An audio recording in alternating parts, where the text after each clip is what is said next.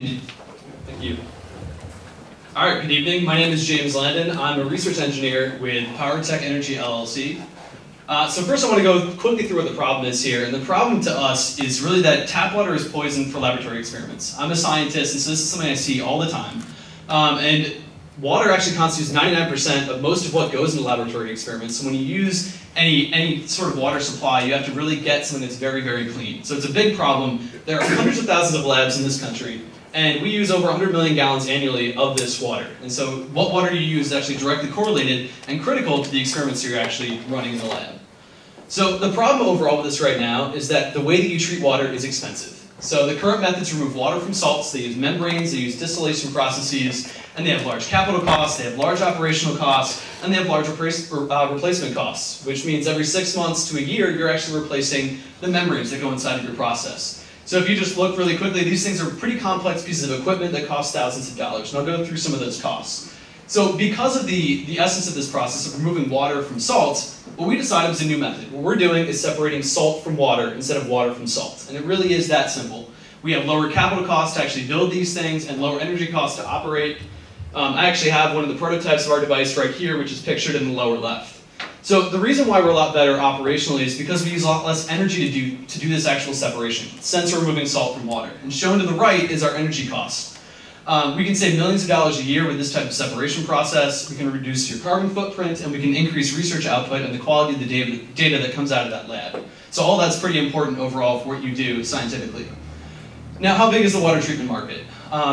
One word, it's massive. If you look at desalting water across the globe, if you look at Saudi Arabia on this slide, that's 1.5 million gallons of water they treat per day to desalt it. In the US, we're talking over 1 million gallons of water per day. And that actually in the US is mainly correlated to laboratory use. There are various other countries where this is important too, but if you look at a subset of this market, where I brought up membranes before, it's kind of a complicated slide, but what you need to look at this for is how much revenue is generated just from membranes alone, and the fact that the growth rate is already over 10%, and it's actually increasing every year. So water is one of those valuable resources that's going to become more constrained as time goes on. So that total market alone right now is actually over $2.6 billion. And again, that's growing at over 10% per year. But our initial target really is going to be laboratory water. That's the easiest market for us to get into immediately, where we can take salt out of a water stream and show some real profit.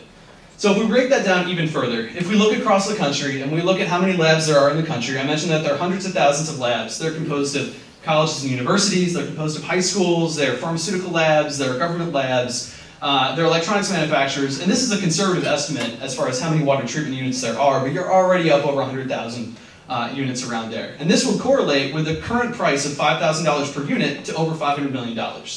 Now for our device, what we're looking at is a low volume production of about $700 per unit. High volume production we think we can get down to about $200 per unit.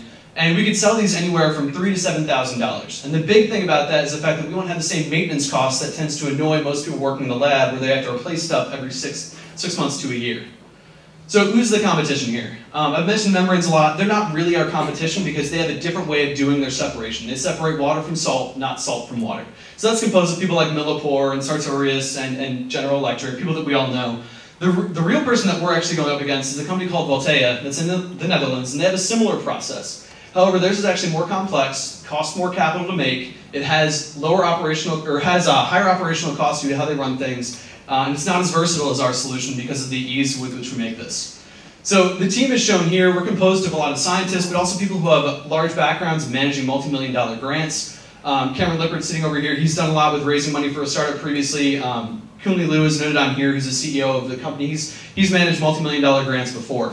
We have an advisory team, which is composed of people with small business experience, like Jim Nethery. We've got people that are going to help us scale up our carbon material, which actually does this separation process, and that's John Chang at PowerTech. And we've already got letters of commitment from Duke Energy to actually put this process on a larger scale for wastewater treatment, which is Brandon Dellis. So in summary, what we have really is this large, pervasive problem. And sourcing this pure water is expensive for laboratories, but it's really necessary to actually get a pure product for doing your experiments. And our solution is valuable, it's cost effective, it's inherently different, but it works much better in this process, and it's scalable. So we think that we're going to be profitable pretty early on. So what's next? We've got the first generation that we're going to hit to this market this coming year, and we're looking at KCF funding to do that. That's going to be that lab ionization device. We need angel investors to help us build relationships for the future, and we're looking more for those strategic partnerships in the water treatment industry to really expand out our business plan as we go forward.